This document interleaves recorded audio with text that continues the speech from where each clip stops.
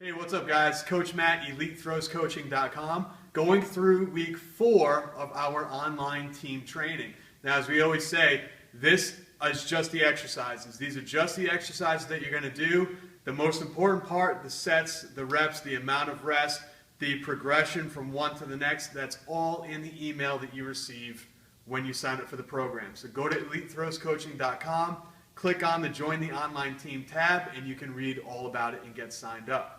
Okay, so day 1 we are sticking with our squat. Now, we work, as we said last week, in 3-week waves. So now that we're on week 4, we're going to be starting back over. So the intermediates and the advanced squatters are going to be doing sets of 5. But we want you working a different exercise than you did the previous 3 weeks. So if you did a back squat, we can move on to a front squat for a max set of 5.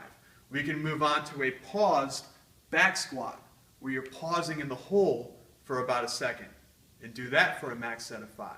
There are many different squat variations that you can do, box squats being another example, but we want you to get a max set of 5. Okay?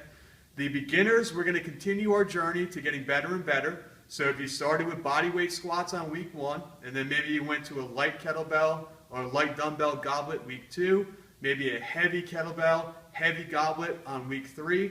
This might be a good chance to start doing a back squat or a front squat with a bar and basically just working with an empty bar, maybe adding a 5 or a 10 just until you get the movement pattern down correctly. Don't go crazy heavy weight, but still try to work up so that you know you're doing proper form and technique, which is paramount.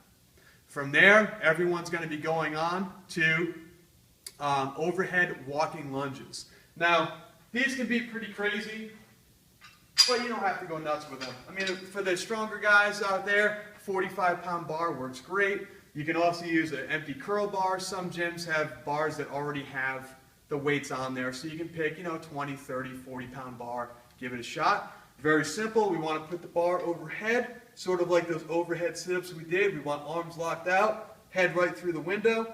We're going to take a big step, lunge, big step, lunge, and we're just going to repeat lunge after lunge. And don't take that little starter step in between. Just move right into the next one. Because we're in our second phase, our second 3-week cycle, we've also added on an exercise to the accessory work. So instead of having 2, now you've got 3, so it's becoming a little bit more of a circuit. First thing we're going to do is a sumo deadlift with either a kettlebell or a dumbbell. Now, if you're using a heavier dumbbell, you're going to realize you can't really bend down too high. So you might want to put something underneath your feet to boost you up. Stand on a 35-pound plate. We're going to go nice and wide, and we're going to sit down with our legs, grab the dumbbell, stand up, driving through the heels, and right back down, and repeat. Second exercise is a pull-up. What I wanted to show you with the pull-up, a lot of people were saying they weren't getting a lot of reps. Just grab a band, something small like this, put your foot in it, and it will give you a little bit of assistance as you do your pull-up. It's going to take a little bit of weight off your body. Okay? So if you're not really that good at pull-ups, investing in a band like this is really simple. Third exercise we're going to do, Russian twist. Russian twist. We want to keep our feet together, knees together, and we're not going to bounce the med ball off the side. We're going to twist, touch the ball behind our hips, twist, touch the ball behind our hips. That takes care of day 1. Now we're going to move on to day 2. All right, guys, so day 2, we are working on pressing. We want to stay with the intermediates and the advanced. You're going to be doing a variation of bench press. So if last week you did a regular bench press with the bar, now let's this week do a pause press, or a variation of that bench. So lower the bar, pause for about a second, second and a half, press. You don't want to rest it and let it sink into your chest. You want to stay nice and tight. And again, we're going for a maximum set of 5.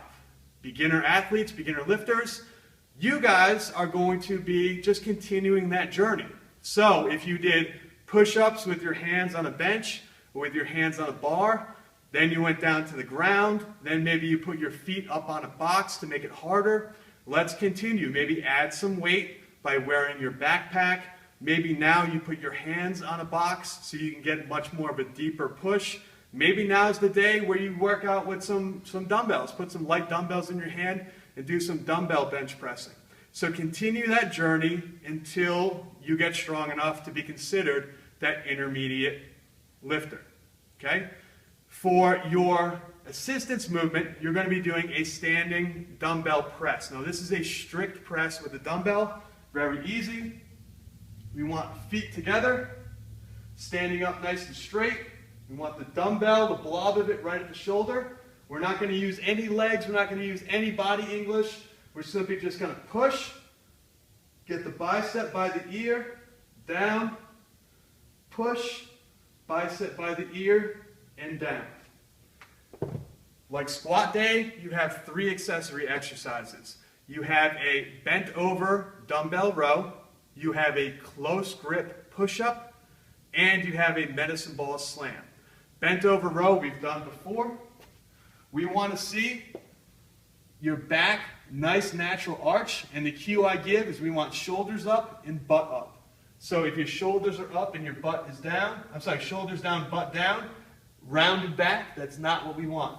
We want butt up in the air, shoulders up in the air, and rowing. Butt up, shoulders up, big row using just the arm. Close grip push-up, pretty simple. You don't have to go like a diamond, but we can get the hands close together, down on the ground. Okay, not super close, right about here. Banging those out.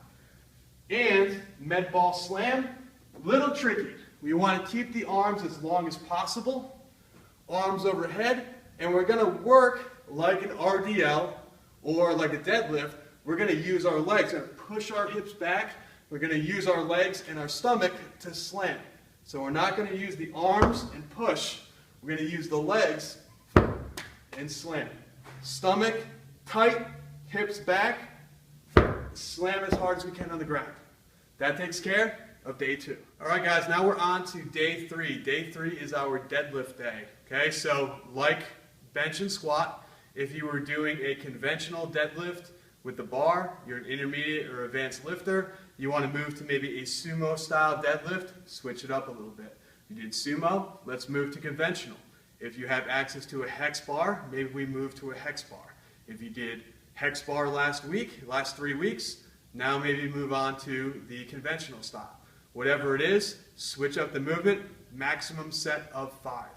Okay? Beginners, again, we're going to continue that journey. Maybe you have been doing suitcase style deadlifts for the past 3 weeks. Now, if you have a hex bar, maybe move on to the hex bar. Maybe you were doing past 3 weeks going heavier and heavier with dumbbells, and those dumbbells were up on blocks so you didn't have to bend down as far. Now maybe get lower blocks so you have to bend down a little bit farther to pick them up. Whatever it is for the beginners, we want to make it just a little bit heavier so that you're getting stronger and pushing yourself. Now the assistance movement for deadlift day is going to be an RDL. You can either use a kettlebell or a dumbbell. We're going to show you with the kettlebell. Essentially what we're going to do, we're going to just get a soft knee. So we're just going to unlock the knees. From this position, we're going to hold the knees at this angle and we're going to push our hips backwards.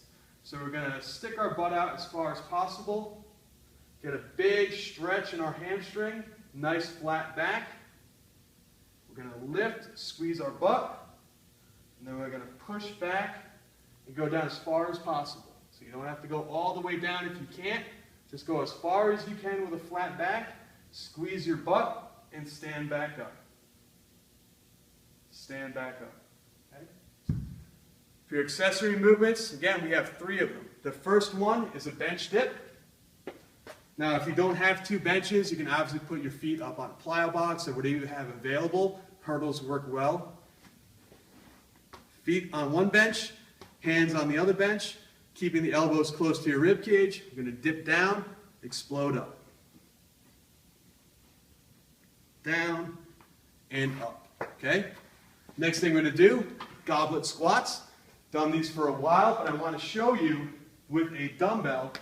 So a lot of you said you didn't have kettlebells. I'm going to show you a goblet squat with a dumbbell. Simply put, up in the hands this way, so that you've got the hands under the dumbbell. And then we're just going to, like normal, sit back, squat, stand up. Last thing that we are going to do are mountain climbers. Mountain climbers, push-up position, and we're quickly going to move the feet, start 1 foot up. And again, sets and reps are right there in the email. All right, that takes care of week 4.